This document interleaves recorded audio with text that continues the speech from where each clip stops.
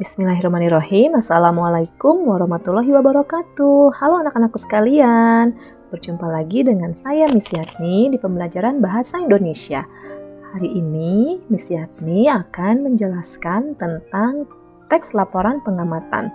Simak dengan baik ya anak-anak penjelasan dari Miss Yatni dan jangan lupa untuk mencatat materi yang Miss Yatni jelaskan.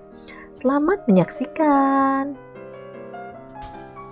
Halo anak-anakku sekalian, seperti penjelasan Miss Yatni di video sebelumnya, kita akan belajar bahasa Indonesia.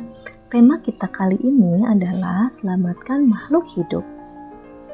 Yuk, kita akan lanjut ke slide berikutnya. Oke, adapun subtema kita kali ini adalah ayo selamatkan hewan dan tumbuhan. Kita menginjak ke slide berikutnya, Miss Yatni akan membacakan salah satu quotes dari Nelson Mandela, yaitu pendidikan adalah senjata yang paling ampuh yang bisa Anda gunakan untuk mengubah dunia. Adapun tujuan pembelajaran kita kali ini adalah yang pertama, evaluasi pembelajaran minggu 1 dan kedua, yang kedua, membuat teks laporan pengamatan. Materi pembelajaran kita kali ini adalah evaluasi pembelajaran minggu 1 dan 2. Yang kedua, membuat teks laporan pengamatan. Oke, kita akan membahas evaluasi pembelajaran minggu ke-1 dan kedua ya.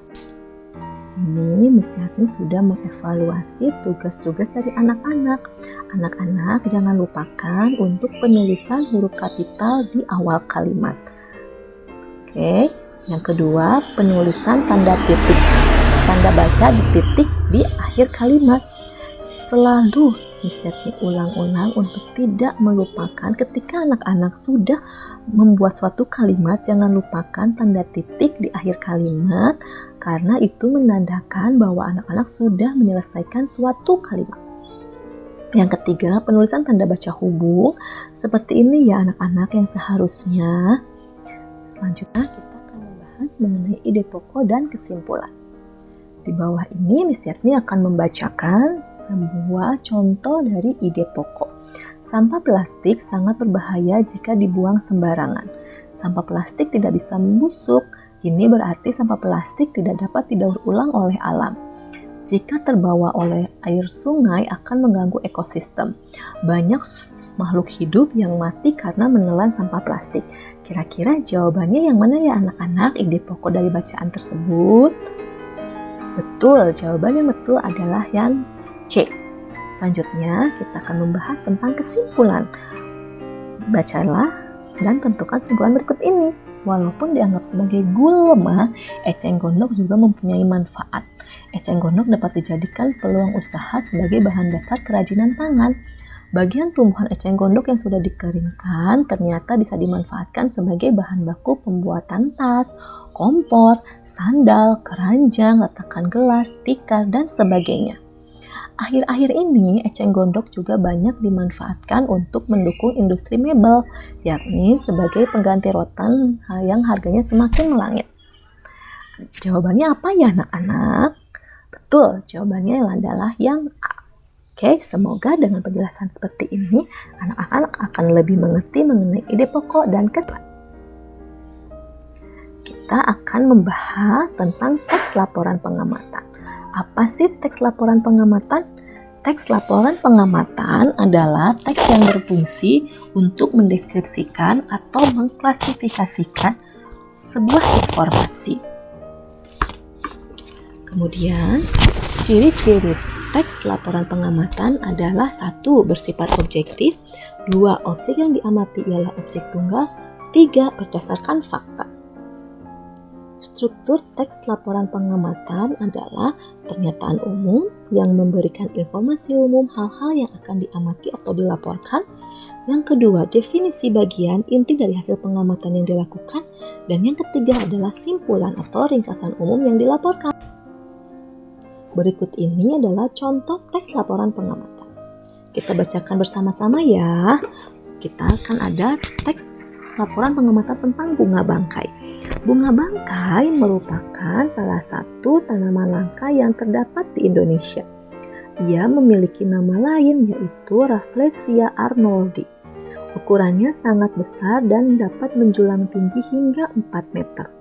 Tanaman ini dinamakan bunga bangkai karena ia mengeluarkan bau busuk yang amat menyengat. Meski begitu, bau ini memiliki dua peran yang sangat penting, yaitu sebagai perlindungan dan penarik perhatian serangga yang membantu proses penyerbukan. Saat mekar, kelopak keluar dari bunganya terlihat berwarna putih, sedangkan bagian mahkotanya berwarna merah keunguan berupa magenta. Meski fisiknya terlihat besar dan kokoh, tapi masa hidupnya hanya 7 hari sebelum kemudian mati. Habitat asli bunga bangkai adalah di hutan Sumatera. Namun karena terancam punah, ia mulai dikonservasi di banyak tempat. Salah satunya adalah di Taman Hutan Raya Insinyur Juanda yang terletak di Bandung, Jawa Barat. Penebangan liar dan perubahan iklim adalah beberapa faktor yang menyebabkan bunga bangkai menjadi langka dan sangat sulit ditemukan. Kita lihat yuk struktur dari teks laporan pengamatan. Paragraf pertama kita sebut pernyataan umum. Paragraf kedua dan ketiga kita sebut definisi bagian. Paragraf keempat dan kelima kita sebut simpulan. Oke, mudah-mudahan anak-anak bisa mengerti dari penjelasan dari Miss Yatni berikut ini. Selanjutnya, anak-anak Miss Yatni minta mengerjakan tugas berikut ini. Menulis teks laporan pengamatan. Yang pertama, anak-anak boleh mengamati hewan atau tumbuhan langka di Indonesia. Carilah informasi sebanyak-banyaknya tentang hewan atau tumbuhan langka tersebut.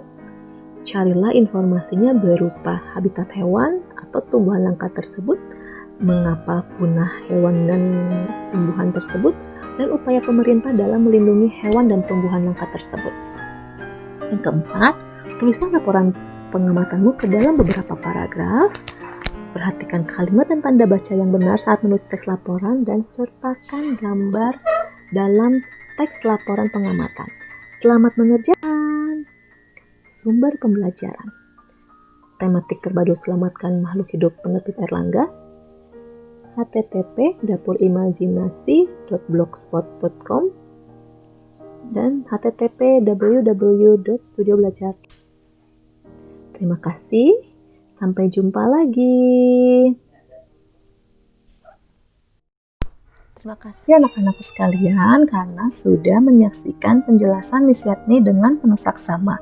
Jangan lupa tuliskan materi-materi pembelajaran yang ada dalam penjelasan tersebut.